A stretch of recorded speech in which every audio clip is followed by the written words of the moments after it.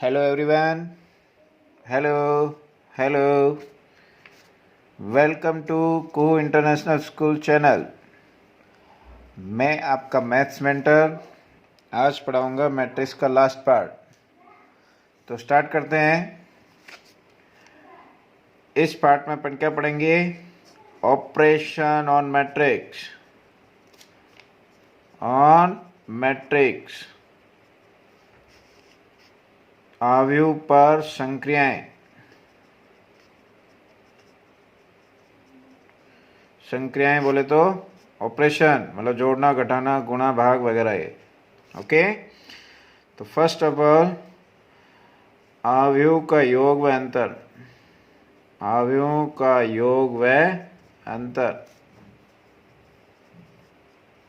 दो आव्यूह ले लेते हैं। Addition of matrix, addition and subtraction of matrix. तो देखिए योग तभी संभव है सर्वप्रथम दोनों आव्यूह का की कोटि समान हो। तत्पश्चात संगत अवयव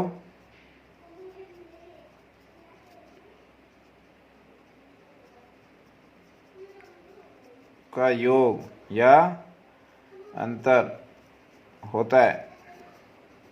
देखिए मान लो कोई मैट्रिक्स दे रखी है -2 -1 3 5। दूसरी दे रखी है 3 9 7 -2। Yes, a plus B. Board में ऐसे लिखते हैं, डायरेक्ट भी लिख सकते हैं, लेकिन पहले a और b वैल्यू पुट कर लो। यस, 2 + 3 5 -1 + 9 8 3 + 7 10 5 -2 3। आंसर आ गया, a प्लस बी की वैल्यू आई। सिमिलरली a माइनस बी की वैल्यू बताइए। तो पहले a फिर b एज इट इज रखो पहले वैल्यू। इससे क्या है, कैलकुलेशन मिस्टेक नहीं होगी आपसे। यस, 2 - 3 कितना रह गया? -1 -1 -9 -10 3 -7 -4 4 माइनस प्लस हो जाएगा। ठीक है ना? तो देख रहे हैं अपन कि यहाँ पर ऑर्डर सेम थे, तो इसलिए वो एडिशन भी हो गया और सब्ट्रैक्शन भी हो गया। Right. Next point number 2, multiplication bye ए नंबर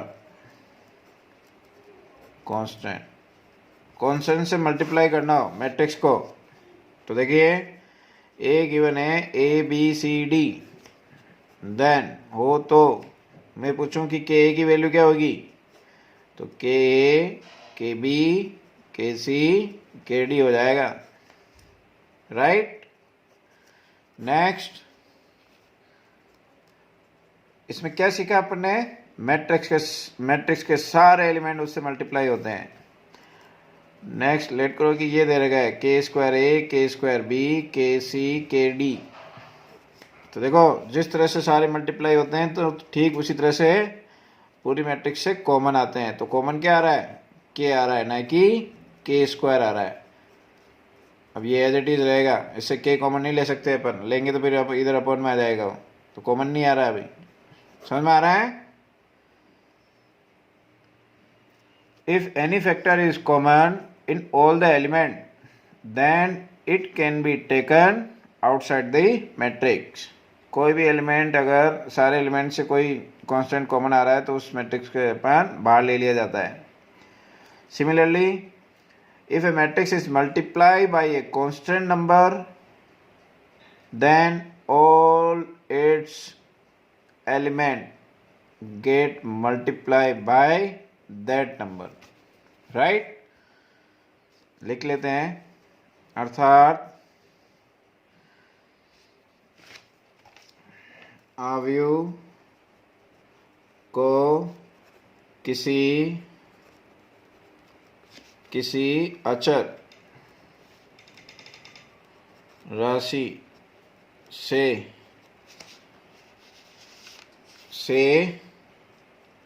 गुणा करने पर अवयव के सभी अवयव उससे गुणा होंगे। उससे बोले तो अचर राशि से। और इसी प्रकार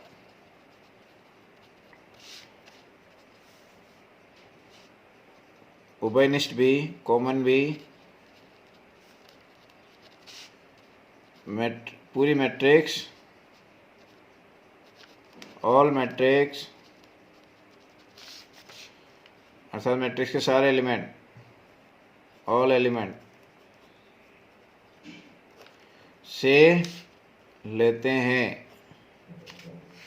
कॉमन भी ठीक उसी तरह से आएगा। दोनों एग्जांपल मैंने पहले ही समझा दिए, ध्यान रखना है, बेसिक बात है लेकिन इम्पोर्टेंट है। ओके, आप इसका स्क्रीनशॉट लो तो आप नोट कर सकते हो या मैं नोट्स प्रोवाइड करा दूंगा बाद में। ठीक है, आगे बढ़ते हैं। 2 पॉइंट हो गए। तीसरा पॉइंट, तीसरे पॉइंट से पहले अपन एक छोटा सा बेसिक कंसेप्ट सीख लें। Properties of addition and subtraction. तो फर्स्ट प्रॉपर्टी है कॉम्यूटेटिव। कॉम्यूटेटिव को हिंदी में बोलते हैं क्रम विनिमेयता। तो ये फॉलो करता है a plus B is equal to B plus A. तो एडिशन तो फॉलो करता है लेकिन सब्ट्रैक्शन फॉलो नहीं करता है, तो इसकी वैल्यू अलग आएगी, ये सेम आएगा। राइट। Next, associativity. साहचर्य नियम। क्रम विनिमय तक समझ में आ गया। 2 + 3 इज इक्वल टू 3 + 2। क्रम को इंटरचेंज करना होता है। साहचर्य नियम, साहचर्य में 3 मैट्रिक्स की जरूरत पड़ेगी। ऐसे ये करो, आंसर सेम आएगा। राइट। माइनस में भी हो सकता है, माइनस में आप सोल्व करके और कोई भी एग्जांपल लेके आप चेक कर सकते हो सेम आ रहा है या नहीं आ रहा है। ओके। नेक्स्ट, एक होता है योज्य तत्समक, एडिटिव आइडेंटिटी। योज्य तत्समक क्या है? कोई पूछे कि किसी मैट्रिक्स का योज्य तत्समक क्या है, तो 0 matrix a + 0 = a, null matrix. तो a का योज्य तत्समक क्या हो गया? हमेशा o मैट्रिक्स होता है, नल मैट्रिक्स। ठीक है। योज्य तत्समक का मतलब उसमें कुछ क्या करें कि उस पर कोई फर्क नहीं पड़े क्वेश्चन पे, तो 0 ऐड कर लेंगे तो कोई फर्क नहीं पड़ेगा। ध्यान रखना है कि योज्य तत्समक नल मैट्रिक्स होती है। छोटा सा क्वेश्चन और, योज्य प्रतिलोम, इनवर्स, एडिटिव इनवर्स क्या होता है? किसी मैट्रिक्स का योज्य प्रतिलोम होता है -a। a का योज्य प्रतिलोम कभी पूछे तो क्या बोल दोगे? = -a। मतलब जो मैट्रिक्स होगी उसको माइनस से मल्टीप्लाई कर देना, वो योज्य प्रतिलोम हो गया। राइट। नेक्स्ट, आगे बढ़ते हैं। Very important topic. अच्छा, इसमें एक बात और ध्यान रखना है, 2 अवयव division of matrix, division of matrix. Next topic, 3 point हो गए थे, 3 हो गए थे ना। Properties of addition, multiplication. चौथा point, division of matrix not define, define नहीं है। फिफ्थ, ठीक है, फिफ्थ नेक्स्ट पेज पे पढ़ते हैं, बहुत इंपॉर्टेंट है। Point number fifth, multiplication of matrix, very very important. ये समझ में आ गया तो ये चैप्टर कंप्लीट है। मैट्रिक्स, मल्टीप्लिकेशन ऑफ मैट्रिक्स क्या होता है, तो देखिए कुछ स्टेप्स है, ध्यान दें। लेट करो कि ए क्या है, एम ए आई जे, ये इसका ऑर्डर क्या है, एम इंटू एन। तो बी क्या है, बी आई जे, इसका ऑर्डर एन इंटू पी। तो चेक करना है कि ए बी डिफाइन है या नहीं है, ठीक है। तो स्टेप ध्यान रखें, पहली step, A B is define. Define कब होगा ये, when number of column in A is equal to number of row in B.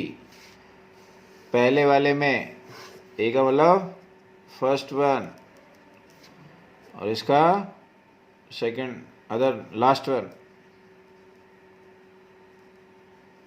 ठीक है। पहले वाले की कॉलम बाद वाले की पंक्ति बराबर होनी चाहिए, तभी प्रोडक्ट डिफाइन होगा।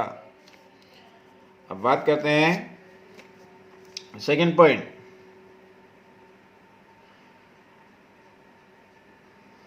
अब इसको कैसे मल्टीप्लाई करें, अच्छा एक बार इसका रिजल्टेंट ऑर्डर की बात कर लें।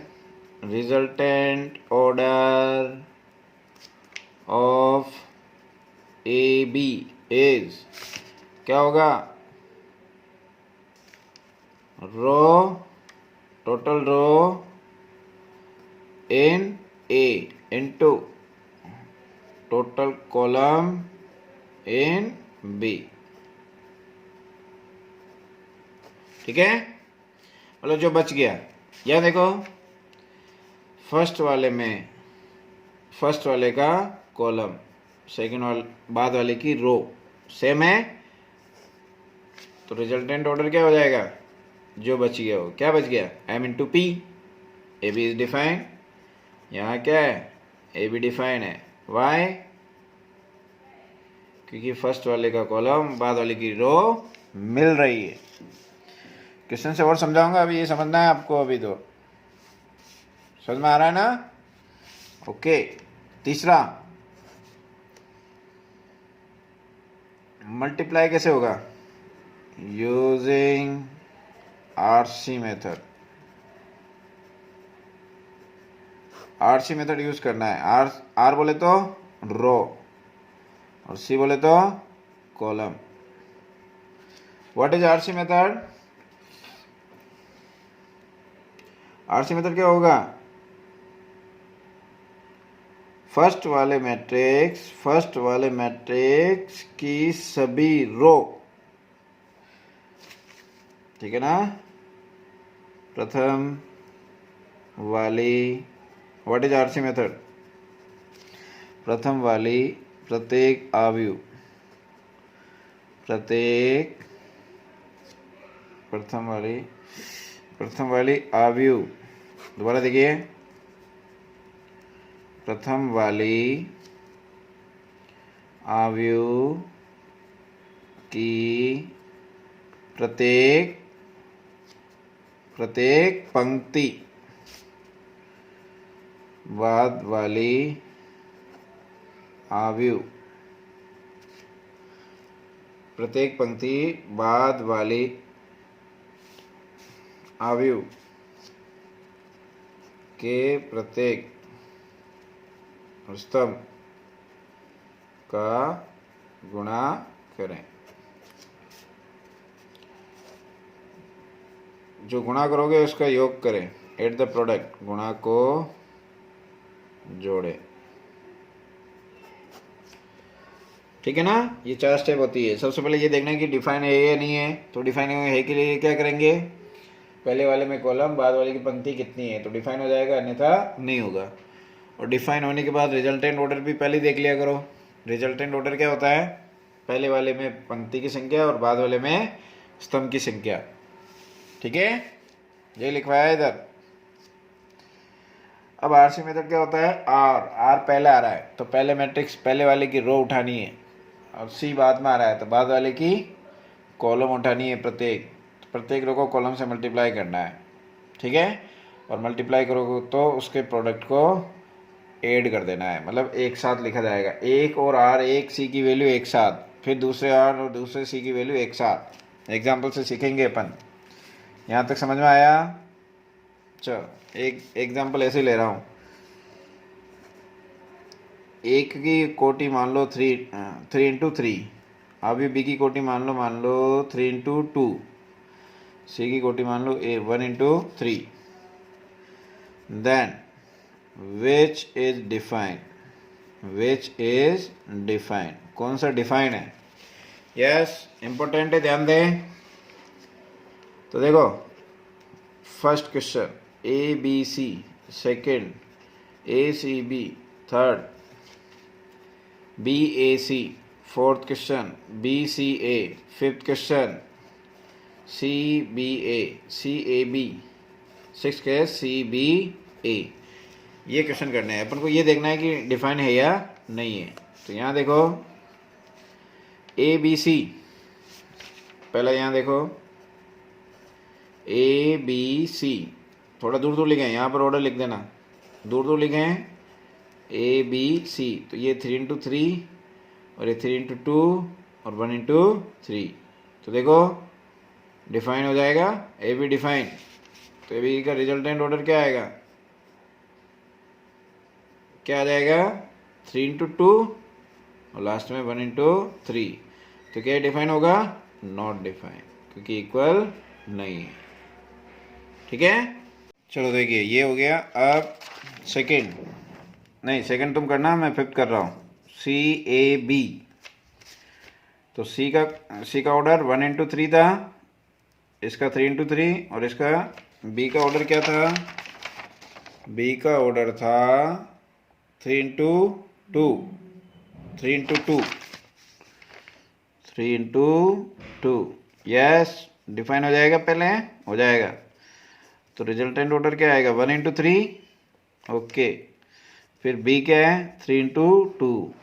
क्या है, दोनों हो जाएंगे, मल्टीप्लाई हो जाएंगे, बिल्कुल हो जाएंगे। तो लास्ट में क्या आएगा, 1 इंटू 2। जो भी आंसर आएगा वो 1 इंटू 2 रहेगा, जो भी आएगा।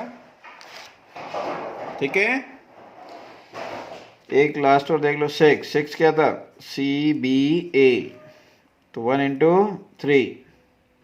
बी क्या था, 3 इंटू 2 था, और ये 3 इंटू 3। प्रोडक्ट हो जाएगा, हो जाएगा। तो सी बी का रिजल्टेंट ऑर्डर 1 इंटू 2। अब ये लिख दिया, क्या इक्वल है, नहीं है, तो ये भी क्या लिखेंगे, नॉट डिफाइन। समझ में आ गया। ओके, अब अपन प्रोडक्ट वाला एक क्वेश्चन करते हैं। प्रोडक्ट को समझना है इस एग्जांपल में। If a equal to 1 minus 2 3, b 5 4 minus 1 5। b देखो, b क्या है,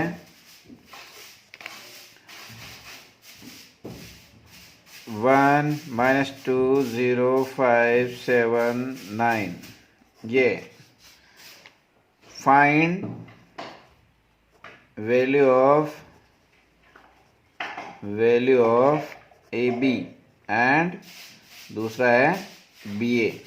ब्रैकेट में दे रखा है इफ डिफाइन, यदि डिफाइन हो, परिभाषित हो, तो ही अपन ने ए बी और बी ए सोल्व करना है। तो देखिए वेरी इंपॉर्टेंट, प्रोडक्ट समझे आज आप। दूसरा क्वेश्चन है ये। तो देखिए ए बी चेक कर रहे हैं, ए बी, ए लिखो 1 माइनस 2 3 5 4 माइनस 1। 107 माइनस 2 5 9। यस, इसका ऑर्डर लिखो एक बार, चेक कर रही डिफाइन है कि नहीं है। 2 इंटू 3, और ये कितना हो जाएगा, कोटि कितनी है 3 इंटू 2, हो जाएगा ना। इसमें गोला कर लिया करो। जो रह गया वो क्या है 2 इंटू 2, यहाँ भी लिख लो बस। अब आरसी मेथड समझना। आरसी मेथड मैंने बताया था, पहले वाली मैट्रिक्स की तो रो ले लो, बाद वाले मैट्रिक्स का कॉलम ले लो, और दोनों का प्रोडक्ट एक साथ लिख दो। मल्टीप्लाई करके जो आएगा उसको ऐड करना है। तो करो एक, ये रो इस कॉलम से मल्टीप्लाई होगी, तो जो रो में फर्स्ट है तो इसके फर्स्ट से मल्टीप्लाई होगा, इसके सेकंड है तो इसके सेकंड से मल्टीप्लाई होगा, इसके थर्ड है तो इसके थर्ड से मल्टीप्लाई होगा, और एक साथ ऐड करना है फिर उनको। चलो करो, देखो ये समझ गए तो ये चैप्टर बहुत आसान है। 1 इंटू 1 1 माइनस 2, ठीक है ना, डायरेक्ट लिख रहा हूँ मैं, 0 हो गया। और 3 इंटू 7 21, लास्ट में ऐड करना है दोनों के। एक आर और एक सी की वैल्यू एक साथ आएगी। आर और सी ने कसम खा ली कि हम तो जीवन भर साथ साथ रहेंगे। जीवन भर नहीं, 7 जन्म तक साथ साथ रहेंगे। एक आर और एक सी एक साथ आएंगे 7 जन्म तक। ओके, आगे बढ़ो। अब देखो ये जैसे कॉलम कंप्लीट हो जाए तो अब कौन से कॉलम में जा रहे हो, सेकंड कॉलम में, तो गैप देना है। सेकंड कॉलम में तो आप भी सेकंड कॉलम में जाओ ना। तो 1 इंटू 2 माइनस 2 लिखना, लेकिन प्लस में सबको, मतलब एक कॉलम, एक रो और एक कॉलम को, प्लस सबको नहीं। माइनस 2 और 5 माइनस 10। आगे बढ़ो, दोनों तरफ से आगे बढ़ा करो। 27 5 0 माइनस 7 माइनस 10 20 माइनस 9। समझ में आ रहा है? ठीक है, एक आर और एक सी। जैसे ही आर कंप्लीट हो जाए तो नेक्स्ट जैसे सारे कॉलम कंप्लीट हो जाए तो नेक्स्ट रो के लिए वापस वही प्रोसीजर लगा दो। ठीक है, ये होता है दो मैट्रिक्स का मल्टीप्लिकेशन। समझ में आया ना? 3 मैट्रिक्स का मल्टीप्लिकेशन पहले 2 का करो, फिर जो उसका आंसर आएगा उसको तीसरे से मल्टीप्लाई कर लो। अभी नहीं पूछा है इसमें, 2 मैट्रिक्स का मल्टीप्लिकेशन ही पूछता है अधिकतर। तो आरसी मेथड समझ में आ गया? ये है RC method. Yes, RC method. तो देखिए एक साथ लिखना है इनको। अब इनको सिंप्लीफाई कर लो। 1 प्लस 20 22 माइनस 12 प्लस माइनस 12, तो ये आ गया 15 माइनस 2 प्लस 10 माइनस 1। ठीक है ना, ये आंसर आ गया। तो बच्चों कुछ नहीं करना है, 7 बनाना होता है अपन को। ट्रिक है 7 बनाना है। 7 8 में देखो इधर 7, ये रो ये कॉलम, 7 बन रहा ना हर बार, तो हर बार 7 बनाना है। एक रो एक कॉलम की वैल्यू एक साथ लिखेंगे, जैसे कॉलम होगा गैप दे देंगे। अब तो 7 बनाना है, ये ध्यान रखो, बस हो जाएगा। ठीक है, चलो इसी में सेकंड क्वेश्चन क्या था, बी ए। तो बी ए फाइंड करते हैं। देखो बी ए कैसे फाइंड करेंगे, यहाँ देखो सेकंड बी ए, यहाँ भी चेक कर सकते हो आप। बी का ऑर्डर क्या है, बी का ऑर्डर क्या है 3 इंटू 2, और ए का 2 इंटू 3। तो यहाँ लिख दूंगा मैं 3 इंटू 2, और ये 2 इंटू 3। यस, हो जाएगा मल्टीप्लाई, हो जाएगा। तो बी ए मल्टीप्लाई डिफाइन हो जाएगा। तो बी लिखो, बी क्या था, बी ये रहा। पहले बी लिखना है इस बार, 0 5 7 9। ए लिखो 1 माइनस 2 3 5 4 माइनस 1। ठीक है, चलो अब इसको मल्टीप्लाई करना है। यस, समझे हैं आप? रिजल्टेंट ऑर्डर तो कितना आएगा 3 इंटू 3। इधर भी चेक कर सकते हो, इधर भी चेक कर सकते हो। तो 3 इंटू 3 यहाँ लिख लो, पहले लिख लिया करो, थोड़ा ढंग से पता रहेगा। अब ध्यान देना है, लास्ट क्वेश्चन है। चलो देखो, हर एक रो को 8 से मल्टीप्लाई करना है। इस रो को 8 से 1 इंटू 1 1 माइनस 2 इंटू 5। इससे आगे बढ़ो, इधर भी आगे बढ़ना है, इधर भी आगे बढ़ना है। ऐसे नहीं कि यहीं बैठे रहो, दोनों तरफ से आगे बढ़ना है। इसका हो गया काम तमाम, तो फिर आगे बढ़ो। माइनस 2 इंटू 5 माइनस 10 हो गया। कॉलम कंप्लीट हो गया, गैप दे दो, सेकंड कॉलम में जा रहे हो। 1 into minus two into 4 minus 8 7 बनाना है। 1 into 3 minus 2 minus 1 plus 2 0 into 1 0 5 into 5 25 minus 0 5 into 4 20 0 और ये माइनस 5, राइट। गैप है ये थोड़ा। 7 plus 9 into 5 45 minus 14। Next column में गैप देना है हमेशा।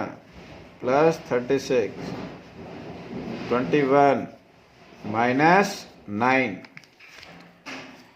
अब इसको सिंप्लीफाई कर लो, हो गया बस, आंसर आ गया। 3 इंटू 3 है ये, देखो।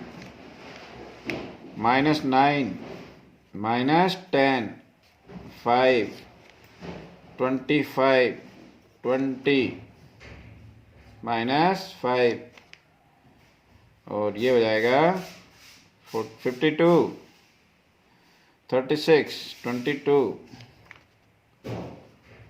और ये हो जाएगा 12। समझ में आ रहा है? ओके, चलो क्वेश्चन और दे रहा हूँ मैं, और प्रैक्टिस करो इसकी। कितने क्वेश्चन हो गए अपने? क्वेश्चन हो गए 1 2, 2 क्वेश्चन हुए अभी। तीसरा question, if A equal to ये दे रहेगा, लो बी दे रहेगा 5 4 7 माइनस 4 कर देते हैं, माइनस 7 माइनस 5 कर देते हैं। Yes, find A B and B A if define. अगर परिभाषित हो तो फाइंड करना है इनकी वैल्यू, ठीक है ना? Yes, first question, A B, A की कोटि 3 इंटू 1, यहाँ लिखो 1 इंटू 3, एक रो है 3 कॉलम है। डिफाइन हो जाएगा? बिल्कुल हो जाएगा। चलो कर लो तो। सॉरी, ए कितना है 3 0 माइनस 1, बी कितना है माइनस 5 माइनस 4 7, इतने सही है। चलो कैसे मल्टीप्लाई करते हैं? RC method, row column method. Row column हो गया। अरे एक ही रो, एक ही एलिमेंट है रो में, और कॉलम में भी एक ही है। 3 इंटू 3 का आएगा रिजल्टेंट ऑर्डर, तो 3 इंटू माइनस 5 माइनस 15 हो गया कंप्लीट। आगे है नहीं, अब इसमें भी नहीं है, इसमें भी नहीं है, ऐसे होता है ऐसा ही। माइनस 12 20 एक साथ नहीं लिखना है, क्यों? अलग अलग रो में चला गया ना, इसमें तो एक ही तो एलिमेंट था। अब 0 0 से मल्टीप्लाई करोगे तो क्या आएगा? 0 ही आएगा। माइनस माइनस प्लस, ठीक है ना? सारे कॉलम से मल्टीप्लाई कर लो, एक को पकड़ो सारे कॉलम से मल्टीप्लाई कर लो, फिर दूसरी रो को पकड़ो सारे कॉलम से मल्टीप्लाई कर लो, फिर तीसरी रो को पकड़ो सारे कॉलम से मल्टीप्लाई कर लो। लेकिन जैसे जैसे रो में आगे जा रहे हैं वैसे वैसे कॉलम में भी आगे बढ़ेंगे, इस बात का ध्यान रखो। 7 बनाना है, 7 बनाना है, ये ट्रिक है। चलो कितना हो गया? 4 माइनस 7, आंसर आ गया। लास्ट बी ए फाइंड करना है, तो देखिए बी की वैल्यू क्या है, सॉरी कोटि क्या है 1 इंटू 3 और इसकी 3 इंटू 1, हो जाएगा मल्टीप्लाई, हो जाएगा। तो बी लिखो पहले, बी लिखो पहले, अब ए लिखो 7 है ये, अब ए लिखो 3 0 माइनस 1 3 0 माइनस 1। तो देखो रिजल्टेंट ऑर्डर क्या आएगा? 1 इंटू 1, इधर दिखाया। पूरी रो को किससे मल्टीप्लाई कर लो? इससे। पूरी रो को इससे मल्टीप्लाई कर लो, बस 1 इंटू 1 ऐसे ही तो होगा, और तो कुछ बचा भी नहीं। तो माइनस 15 माइनस प्लस 0 और माइनस 7, राइट। तो इसको और सिंप्लीफाई कर लो, क्योंकि 1 इंटू 1 में का मतलब एकल अवयव होगी, एक ही अवयव होगा, तो -22 ये आंसर हो गया। तो समझ में आया बच्चों? ये मल्टीप्लिकेशन हो गया। और कोई डाउट हो तो मेरे पर्सनल नंबर पे आप फ़ोन करके पूछ सकते हो, ठीक है? मल्टीप्लिकेशन बहुत इंपॉर्टेंट है। अब एक क्वेश्चन करते हैं, क्वेश्चन नंबर 4। मान लो ऐसा क्वेश्चन है, if find x, find matrix x,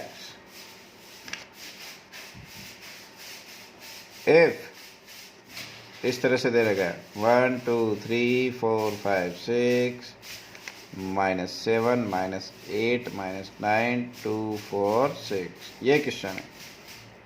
अभी x ज्ञात करनी है, ठीक है ना? तो देखिए बहुत इंपॉर्टेंट क्वेश्चन है, ऐसे क्वेश्चन आपको बुक में भी मिलेंगे। तो ये एक मेरी तरफ से क्वेश्चन है, फिर अपन बुक के क्वेश्चन कर रहे हैं इसके बाद, लेकिन थोड़ा पहले अपन प्रॉपर्टीज और देख लेंगे। यस, क्या है देखो, x फाइंड करना है। इसका ऑर्डर कितना है, कोटि कितनी है 2 इंटू 3, और इसकी भी 2 इंटू 3, और ये LHS है और ये RHS है।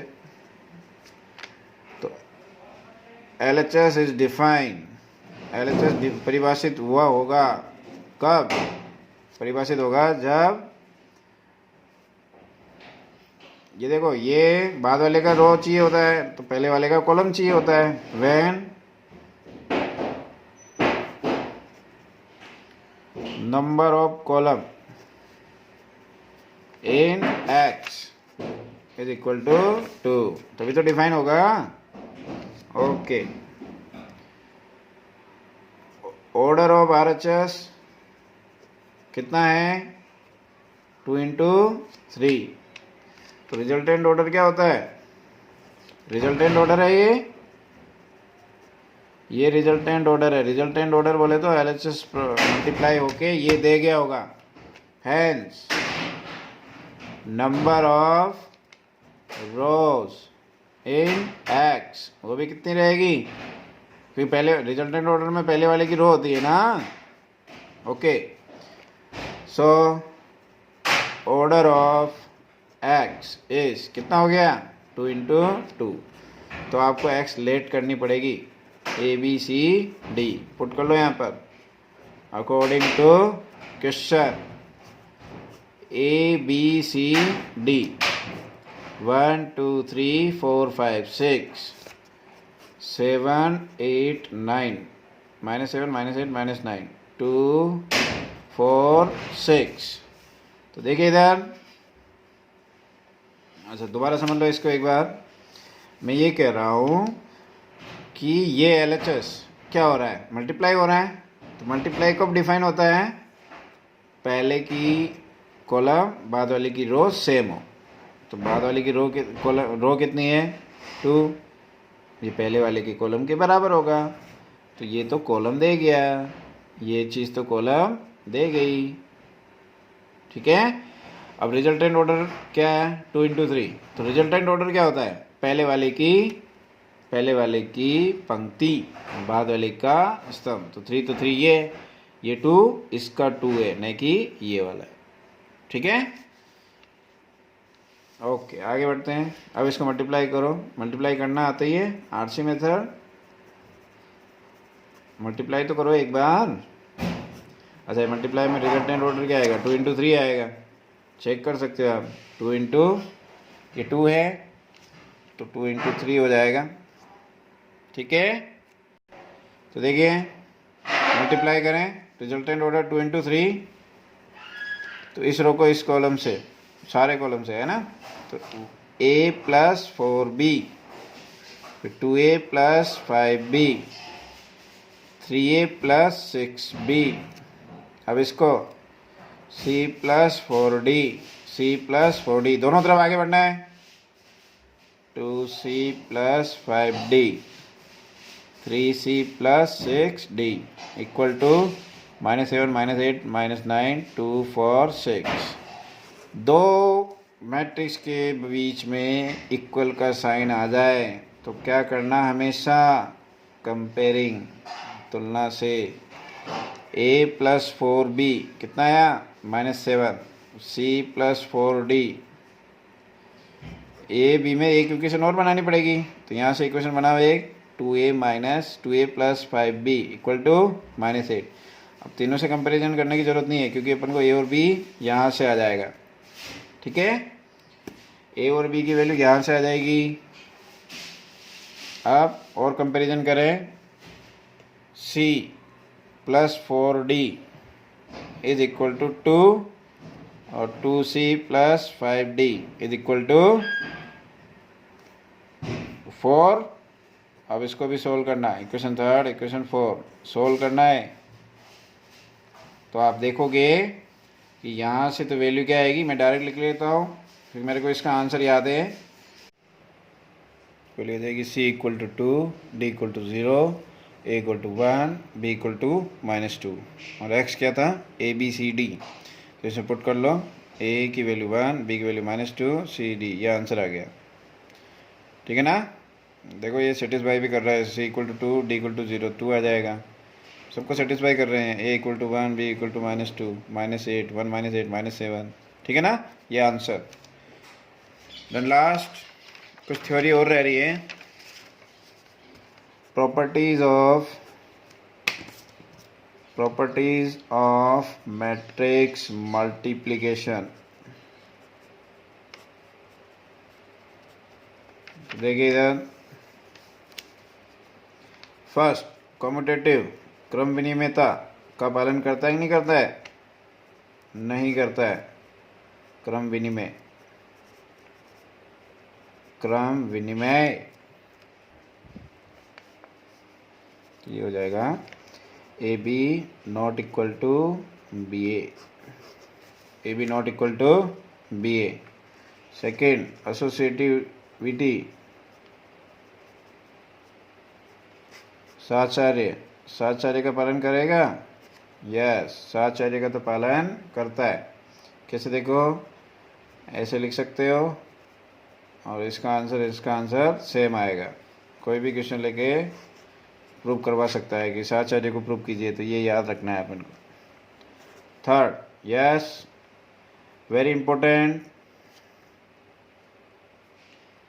A B exist, A B परिभाषित हो तो इसका यह आवश्यक नहीं है, ऐसे नहीं है कि आवश्यक नहीं है कि बी ए बी परिभाषित हो। ठीक है, ए बी डिफाइन हो रहा है तो उसके अकॉर्डिंग होगा, बी ए डिफाइन होगा तो उसके अकॉर्डिंग होगा। नाउ आव्यूह की पूर्णांक घातें, आव्यूह की इंटीग्रल पावर, आव्यूह मैट्रिक्स, यस ए स्क्वायर, तो ए इंटू ए क्यूब कैसा आएगा, ए इंटू ए स्क्वायर। किसी एक ही आव्यूह के लिए तो कम्यूटेटिव हो सकता है, ऐसे ऐसे सेम आएगा। ठीक है ना, a इंटू ए की पावर m पूर्णांक a, तो आप इसको ऐसे लिख सकते हो।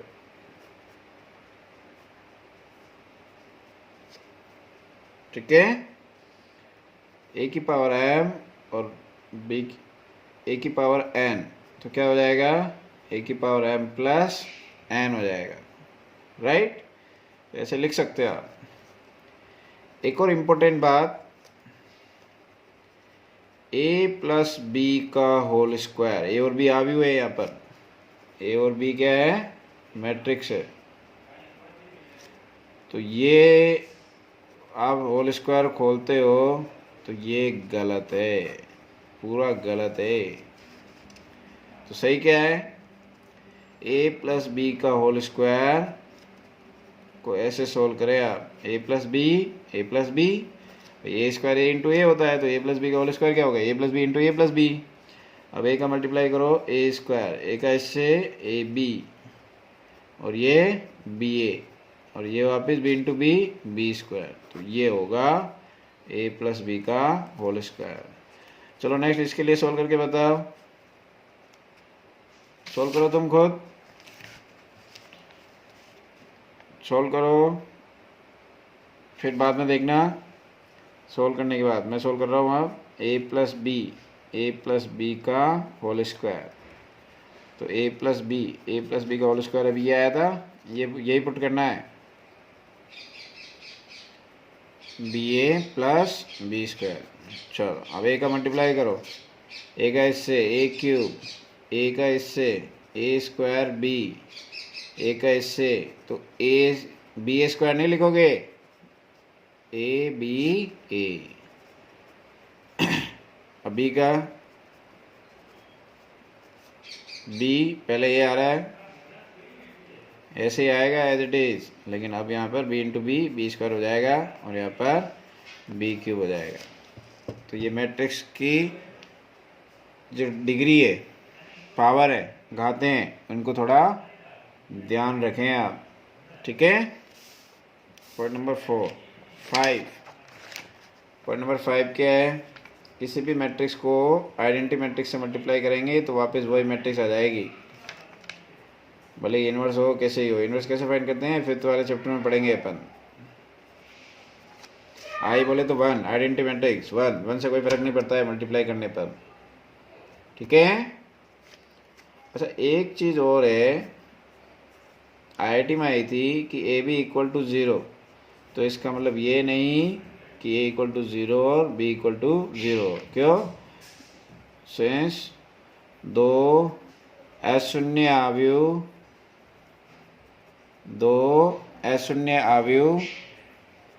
का गुणनफल भी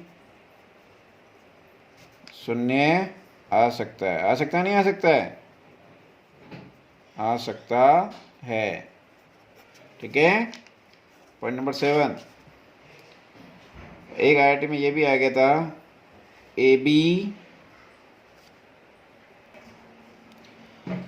बी इक्वल टू ए सी, तो इसका मतलब ये नहीं कि बी इक्वल टू सी होगा।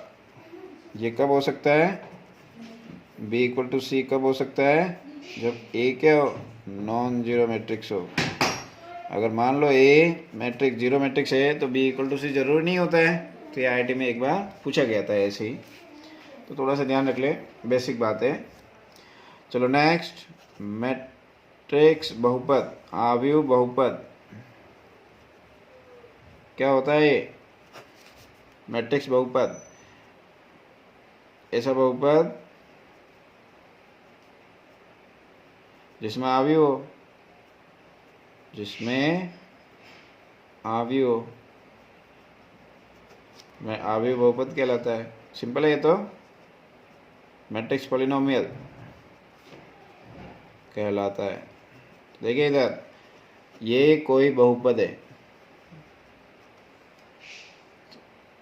ये तो बहुपद हो गया, पॉलिनोमियल हो गया।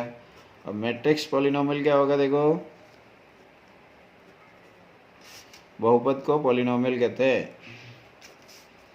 तो ए स्क्वायर माइनस 2a प्लस 3, ये हो गया मैट्रिक्स पॉलिनोमियल। लेकिन 3 नहीं लिखेंगे, क्या लिख देंगे यहाँ पर, आई। भाई मैट्रिक्स के साथ कोई स्केलर थोड़ी जुड़ सकता है, तो आई लिखना है कांस्टेंट में, बस ये ध्यान रखना है, ठीक है। ऐसे क्वेश्चन आएंगे आपके चैप्टर में, ऐसे क्वेश्चन है, जैसे एक क्वेश्चन कर लेते हैं अपन, ठीक है। ये प्रॉपर्टीज हो गई, यहाँ से तक आपको ध्यान रखना है। अब एक दो क्वेश्चन और कर लेते हैं। इफ ए इक्वल टू, जैसे कुछ भी मान लो, 2 - 3 5 7, देन तो सिद्ध कीजिए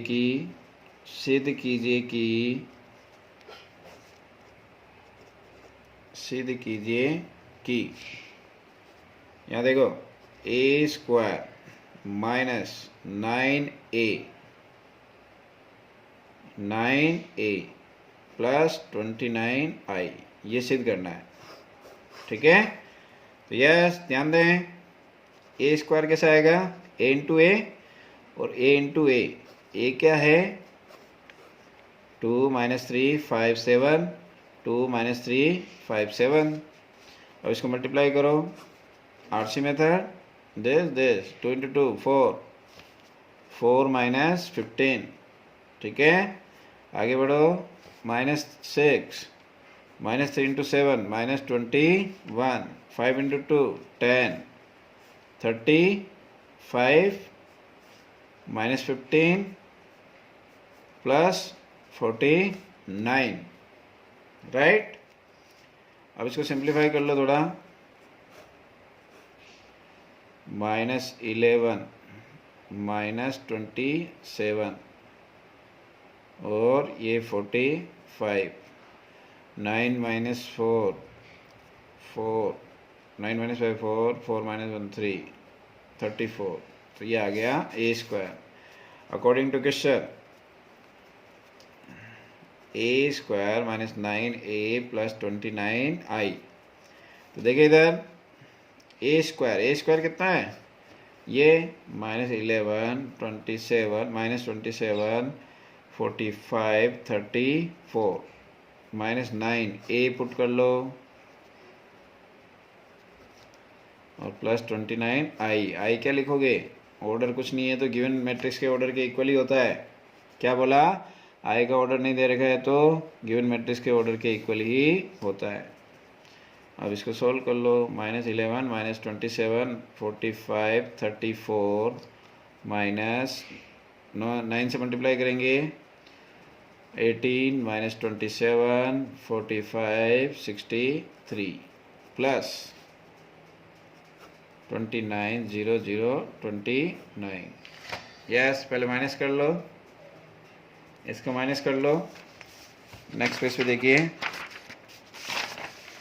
11 - 18, 11 - 18 तो -29।